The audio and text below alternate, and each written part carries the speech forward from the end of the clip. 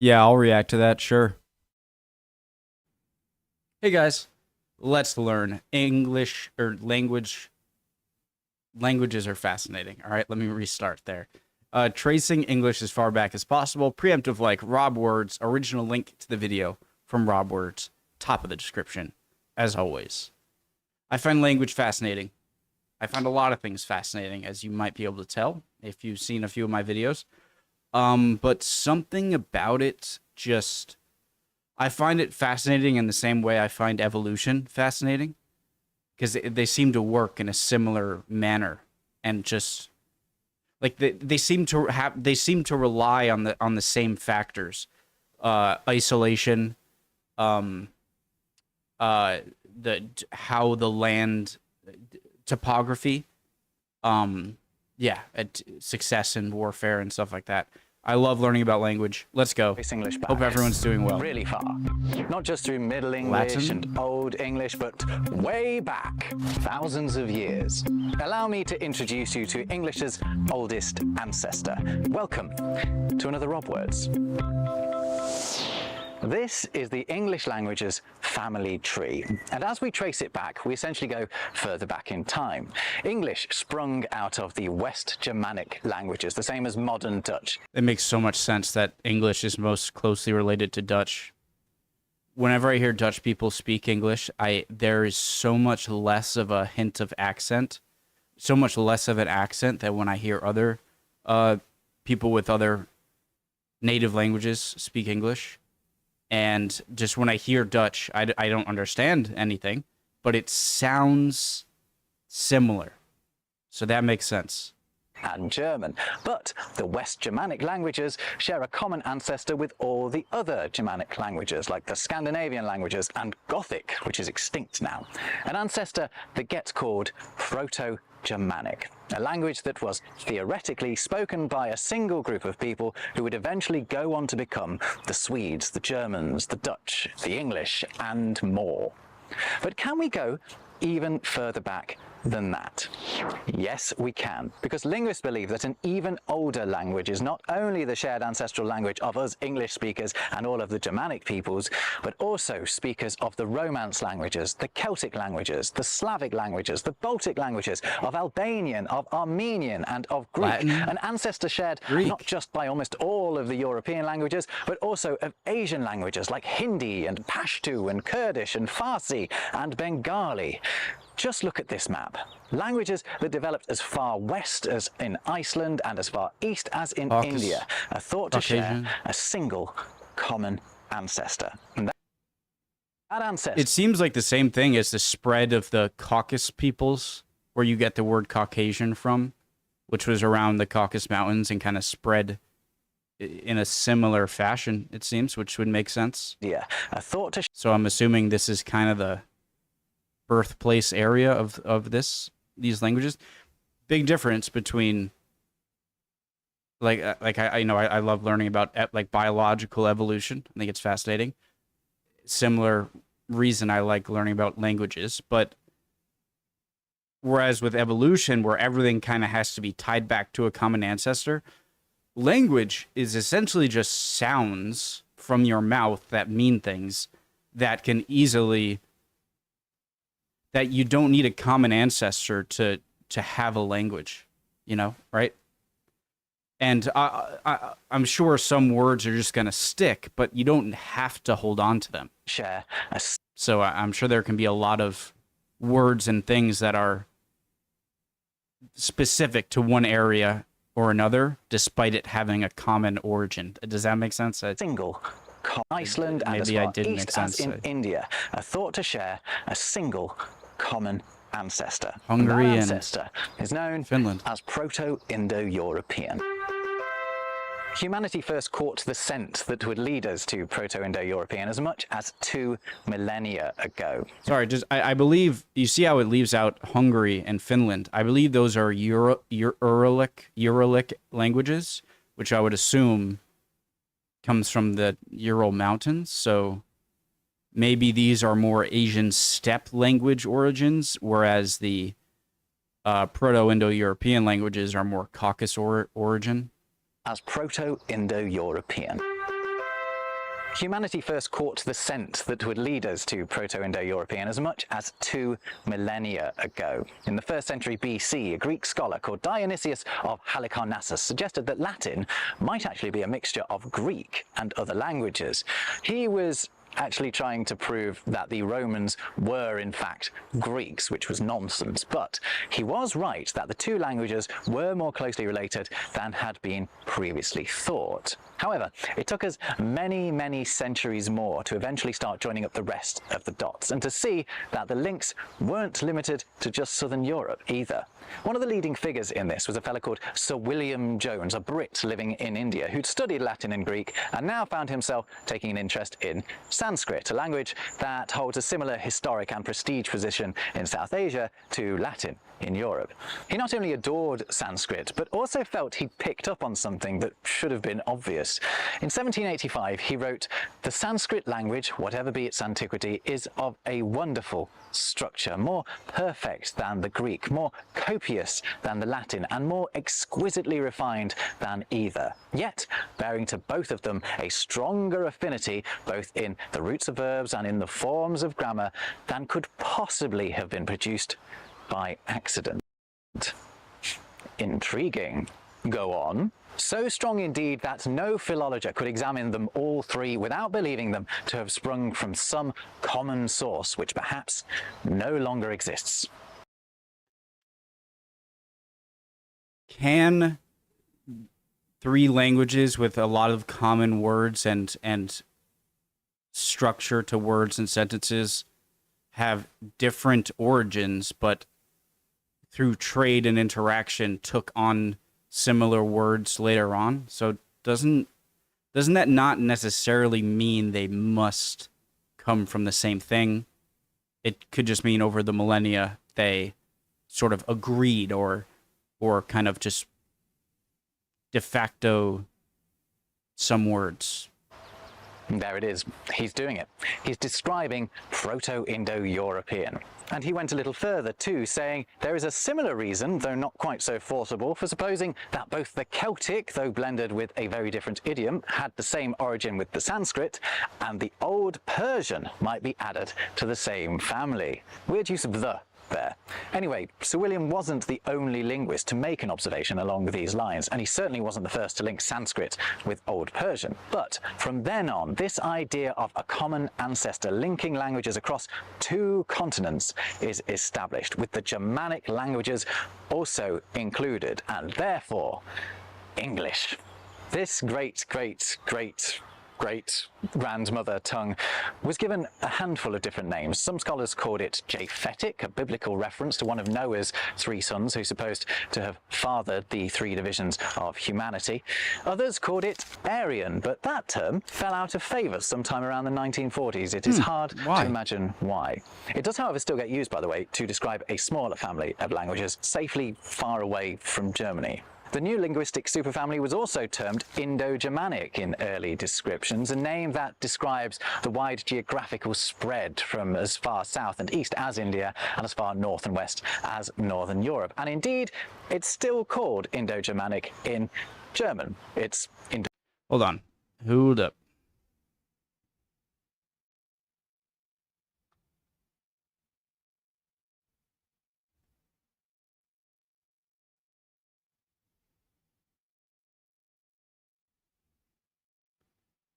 Come on.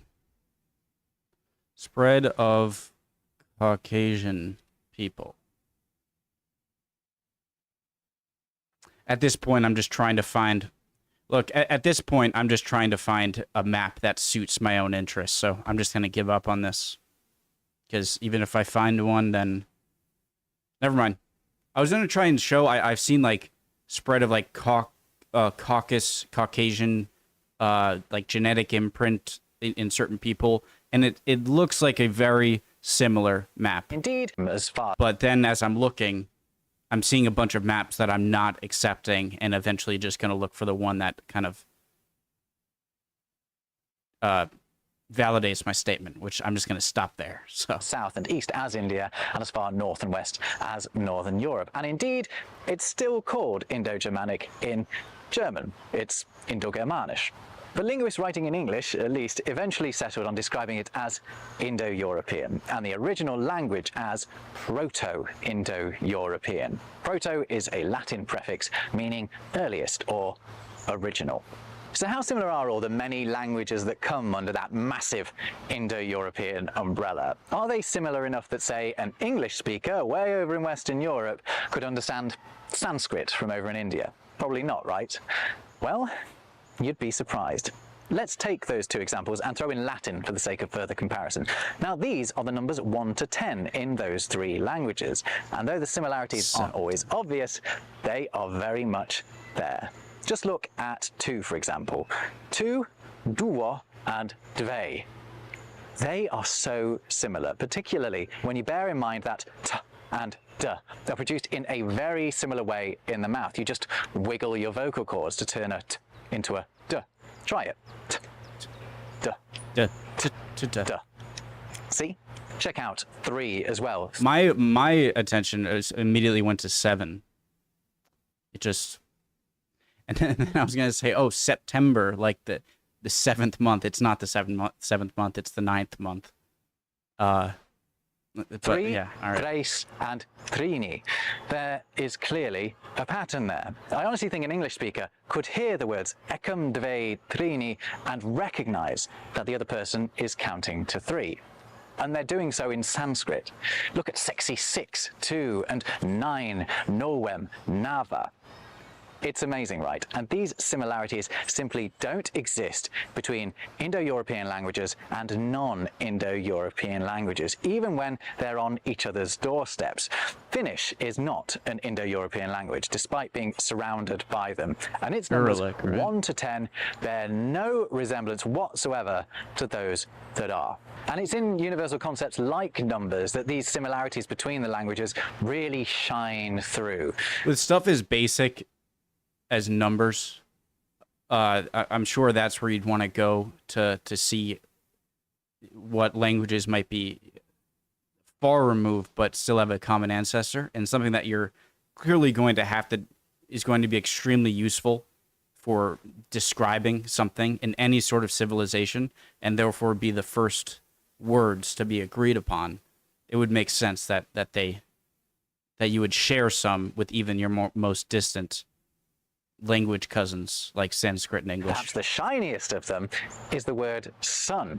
In German, it's Sonne. In Spanish, it's Sol. In Czech, it's Slunce. And in Sanskrit, it can be Surya. All S words. The moon is also a constant in skies across Europe and Asia, and the words for it are consistent across the Indo-European languages, although they fall into 2 groups. The M-sounding ones, like our moon, Swedish måne, and Lithuanian mänua, are some examples, and the L-sounding ones, like French lune, Welsh chloia, and ancient Greek selene, although you have to rummage a bit to find it in there.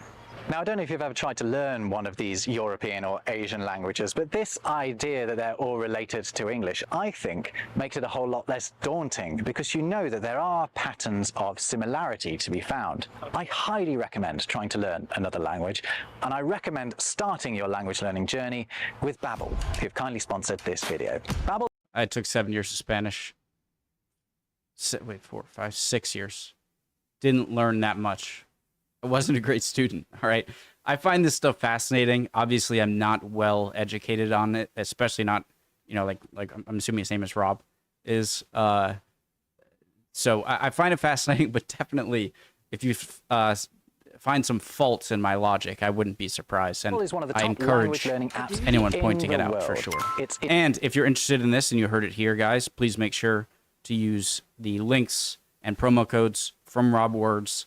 Original link top of the description. We're watching his video. It's only fair. Intuitive lessons help you learn a language through real-life conversations. Jag lär mig svenska. I've been using it to learn Swedish, not just because all the Swedes I know are awesome and I want to impress them, but because it's a fun language with lots of surprising similarities to English. And now, jag pratar lite svenska. Jag pratar lite svenska. Jag pratar lite svenska. Babbel, you can set yourself a goal and it will give you all the tools you need to meet it. Live teaching sessions, Jag flashcards, pratar. podcasts, games, which I love, and of course, lessons you can do whenever and wherever you want. Har du barn? Har du barn? Har Ett du barn? barnbarn. Ett In barnbarn. Swedish, grandchild is just child. I found I can make That makes fast progress sense. with Babbel because you're very quickly Your learning child's sentences child. that you can actually use. It teaches real-world conversations. So click the link in the description of this video or scan the QR code to get 60% off on your subscription. There is a 20-day money-back guarantee, by the way, so just give it a go. Tack. Now, the sun and moon Typiskt comparisons svenskt. that we just did show a couple of the easier to spot relationships between words in different Indo-European languages. But over the last couple of centuries, linguists have found many more of them that are less obvious because pronunciations change. Take all of these different words for 100 across the Indo-European languages. 100. Kentum, yes, it's Shatam. kentum, not centum. Hecaton, sto, and shatam. These do not appear to have very much in common with one another, but linguists believe they are all related, and that, for example, the h, k, s, and sh sound at the start of them all started off as the same sound. They believe that all of these words can therefore be traced back to a single source, the Proto-Indo-European kumtom. That star at the start, by the way, is important to mention. It's used by linguists to flag that this word has never been seen written down. It is not attested. And that is the case for all Proto-Indo-European terms because it is a reconstructed language. It's our best guess at what a common ancestral language could have been like. And linguists remind you of that fact every time you see a PIE term by sticking that asterisk at the start. Anyway, it's quite easy to reverse engineer that kumtom into all of those words for 100. If you swap that nasal for an equally nasal kumtom becomes kuntom, which is extremely close to Latin kentum, particularly if you take for granted that vowel sounds shift pretty easily over time. Likewise, if you accept that at some point one group of Indo-Europeans started pronouncing the k sound as sh, and then they might have also stopped bothering with that little nasal flourish in the middle, you get from kumtom to Sanskrit shatam. What about our word 100 then? Well, suppose that another group of Indo-Europeans started to pronounce that k as a h. Not a stretch. Those two sounds often switch around between languages. And we've also discussed how the could turn into a n. Plus, we've also talked about the linguistic similarity between t and d.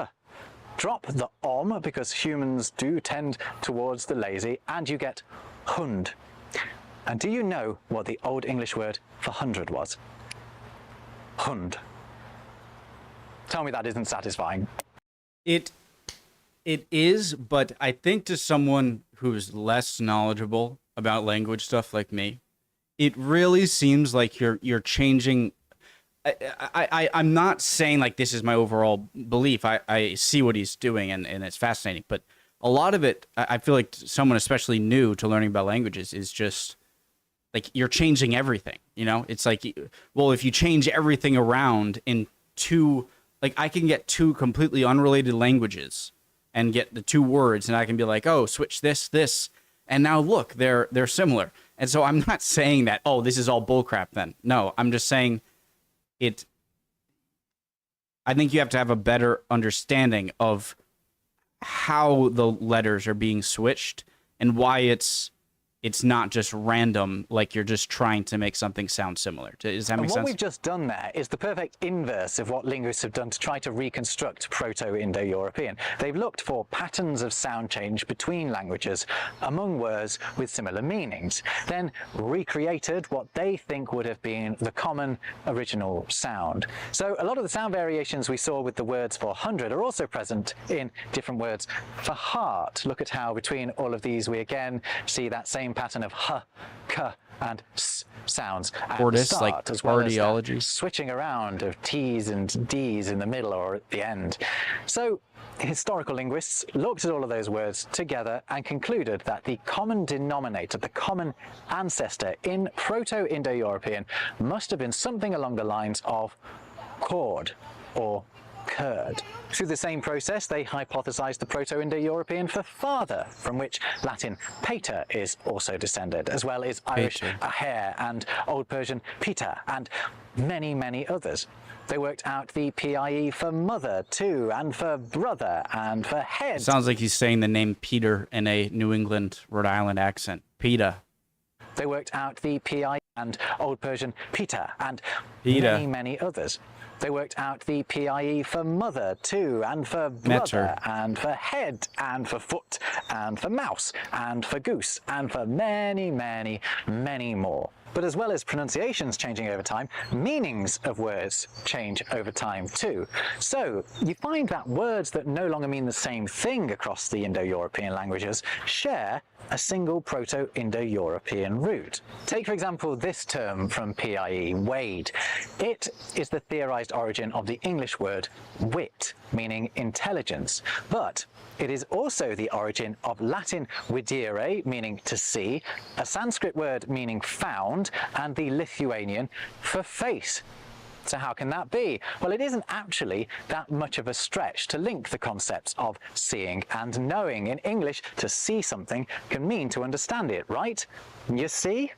And in a lot of languages, the word for face essentially means thing you see, like the French visage and German Gesicht. In fact, the word face just means the thing that is facing whoever is looking at it. So you see how meaning changes over a few millennia make these relationships harder to spot, but they are still there. Here's another example that I like. In Proto-Indo-European, this means sharp, but it's thought to be the origin of the English word edge, the Latin word for sour, and the Albanian for blade. However, you can see how the concept of sharpness links all of these words. Yeah. By the way, the same PIE root also gives us the words acute, eager, a sharp keenness, and vinegar, which is from the French for sour wine. I'm getting, or maybe I'm just imagining that the words with a more broad meaning, or just, very applicable to a lot of things, like sharp, right? Like it can be a sharpen, like a sharp turn, like an immediate turn. Sharp as in sharp cutting edge, or like you said, sour, like a sharp taste or something like that. I feel like as you branch out and you stop communicating like to a group that use that word sharp, then kind of split off, and then they might apply the word sharp to stuff like sour or like a sharp turn, like that they likely won't use the same thing for. I was so close. Words that you're going to agree on a more broad use, but then as generations go by and populations split and they're not going to interact with each other as much and therefore not have the same vocabulary anymore, those broader terms like sharp will be used to describe other things that can be seen, that were seen to need a similar term to sharp. I failed at the last part of trying to explain what I meant there. Forget it. Okay. Actually, this is where the fun with Proto-Indo-European really kicks in for a dork like me, finding the words in English that are unexpectedly related to one another because they share a PIE origin. For example, did you know that the words hound and cynic are related? They can both be traced back to the Proto-Indo-European quan, meaning dog. Quan passed through a Germanic filter and arrived in English as hound, with its meaning almost unchanged, but quan also turned into the ancient Greek for dog, kuon. The Greeks then used that word to rather unkindly describe followers of a specific branch of philosophy. They called them kynikos, meaning dog-like, and then that term passed through Latin and then French and into English as cynic. Used that word to rather unkindly describe followers of a specific branch of philosophy. They called them kynikos, meaning ancient in English as hound, with its meaning almost unchanged, but quan also turned into the ancient Greek for dog, kuon. The Greeks then used that word to rather unkindly describe followers of a specific branch of philosophy. They called them kynikos, meaning dog-like, and then that term passed through Latin and then French and into English as cynic. Cool, right? Now that's a pairing where I'm following, but how does the idea of a philosophy group being called in a negative way dog-like translate to later being cynic, which doesn't, like, a cynic is just someone who's not ready to believe or something like that, or just like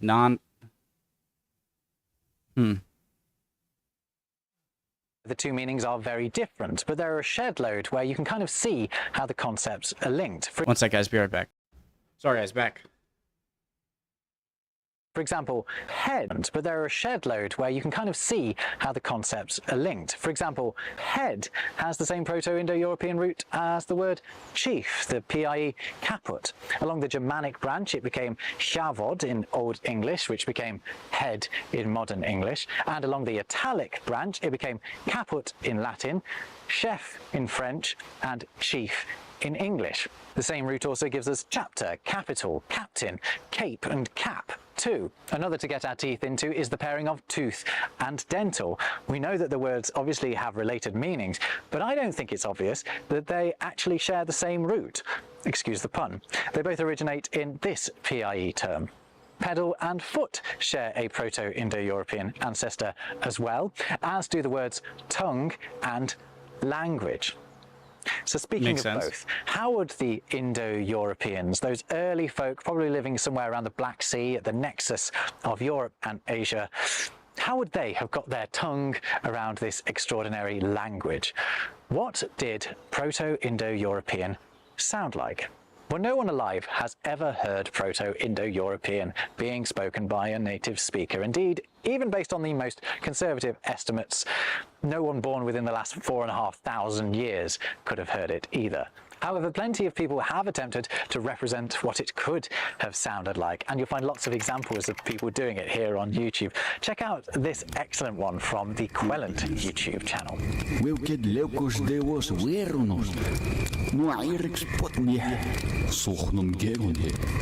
An impressive vocal performance, if nothing else. It's an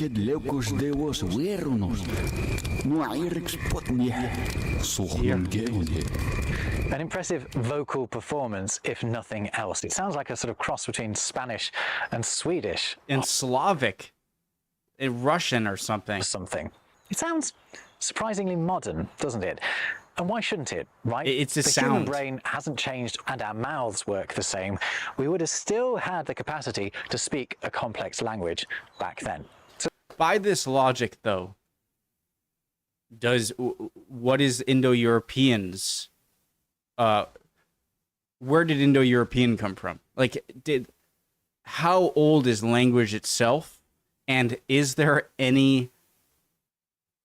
are there any root words that are still somewhat around in some language that is like I don't know, how old is language? I don't know, 100,000, a million years? Something like that, probably. So if I could know just if there are, what is the oldest surviving root word? And I heard that something like lox for salmon is pretty darn old, which makes sense. It's something that you would eat. But yeah, I would love to know, just, is there a certain point where you go back in time where you don't share any similarities in your language with the people, your ancestor's ancestor, you know? So that is Proto-Indo-European, our best attempt at reconstructing our original language. But hold on, is it possible to go back any further? Well, some linguists say yes. There is a proposed even older ancestor, a hypothetical language that was somehow shared not just by all of the Indo-European languages, but by the Afro-Asiatic languages, the Dravidian languages, the Altaic, the Uralic, and the Kartvelian. This notional superfamily has been named the Nostratic family, a name that comes from the Latin for compatriots or fellow countrymen, or just us. What the linguists who believe in this theory have done is compare words from all the different hypothesized prehistoric languages, the proto-languages like Proto-Indo-European, and they've looked for patterns and found them. For example, they found correspondences between certain sounds in PIE and in Proto-Kartvelian. And they found similarities between specific terms in Proto-Indo-European and Proto-Uralic. Look at how similar the PIE for water is to the Proto-Uralic equivalent, and ditto for the two languages' words for name. They looked for these pairings within universal concepts because water is everywhere and, you know, we've all got names no matter where we are. But not only did they find patterns within pairs of proto-languages, they also looked for things that were common to all, or at least many, of those ancient languages. And they came across some. One apparent pattern is the common use of words to refer to oneself. In English, we have me, right? And lots of other Indo-European languages have first-person pronouns beginning with sounds. But so also do the Kartvelian, Afroasiatic, Uralic, and Altaic proto-languages. Nostraticists also point to the similarities between the Proto-Indo-European, Uralic and Altaic words for hand. The problem is not all of the hypothesized members of the Nostratic superfamily fit that pattern. For the theory to work, you have to pick and choose the ones that do, which is something that makes the whole notion controversial. Another major reason why the Nostratic scenario is seen as a bit wobbly is it involves reconstructing a language based on other reconstructions, some of which were already based on reconstructions themselves. Nostratic, of which there is no written proof, is partially based on Proto-Indo-European. It's kind of the same concept where I was trying to find the map of the Caucasian spread of like Caucasians throughout Eurasia. And after just trying to find the map I was thinking of, I passed like 20 maps that were different. And so at some point, I just, what's the point? I'm just trying to find something to fit my narrative, you know? And the oldest language, I'll say this at the end. Of which there is no written proof, which is... Sorry, is partially based on Proto-Indo-European, of which there is no written proof, which is partially based on Proto-Germanic, of which there is no written proof. However, there are some very dedicated linguists doing their best to identify the pitfalls in that theory and fix them. So watch this linguistic space, I guess. But if the Nostratic theory doesn't cover every language in the world, could there therefore be more of these super languages? And if so, could they have a notional common ancestor themselves? Yeah, it has to just go forever. Like, what is the first language, okay? It has to be, it's a language that's not spoken. And even animals have it, a lot of animals. And so the first language is just going to be, you ever notice how it doesn't matter where you grow up, where you're from, and who else you're interacting to and where they're from, okay? You could be completely different, whatever. You know what facial meanings are and tone of voice, and you can tell if someone is angry, okay, or sad or something, usually, right, if it's very expressive. And so I'm sure that's kind of how, like, I'm sure all languages just came out of a noise at the very basic level. Like, say, like, psh, you know, something like that. Like, if someone's sad or, like, they didn't get what they wanted, just psh. And then you go and you have to talk to someone else, like, oh, what's wrong with him? You know, and you're trying to, well, he's psh. And then psh means sadness, or I don't know, like, and I'm sure that's how languages started. I'm sure there wasn't like, all right, no one talked, and then they just sat down with a pen and paper and just agreed on words. I'm sure the very basic words, right? Food, me, you, mother, son, tool, spear, net, whatever, right? I'm sure, like, all of these things, you would have it would have been very beneficial to just agree that this means fishing. Fish. What is it? Fish. And I'm sure, so the most basic level things that I'm sure were the first things to be called words were describing those very basic things that you would need to know in any kind of hunter-gatherer, nomadic existence, would have been the first things. But you could, I don't know how spread out the human species were. I would love to know, did the human spreading across the globe happen after there was language at all, and if everything was just from grunts and body language stuff? Because if it happened after we started to spread apart, then we're all going to have a lot of different root words. But if language happened when we were just a very small species, I mean, we're talking about time spans now, or even if language was agreed upon when we were a very small number of there was a small number of humans on the planet localized, then I'm sure over million or hundreds of thousands of years, it wouldn't matter. I'm sure it's useful for communication. It's going to help you survive, and then therefore you're going to want to keep that mode of communication. But how far back does it take where it doesn't matter anymore if you had the same stem root language? You just don't have any of the same words or even relations of words anymore, you know? I hope I said that Believe it or okay. not, there are people who have hypothesized this very thing and called it proto-human or proto-world. But it requires a rather large leap of the imagination, and the fact is we will never know if it existed, because if it was spoken, it was being spoken tens of thousands of years before humans wrote anything down.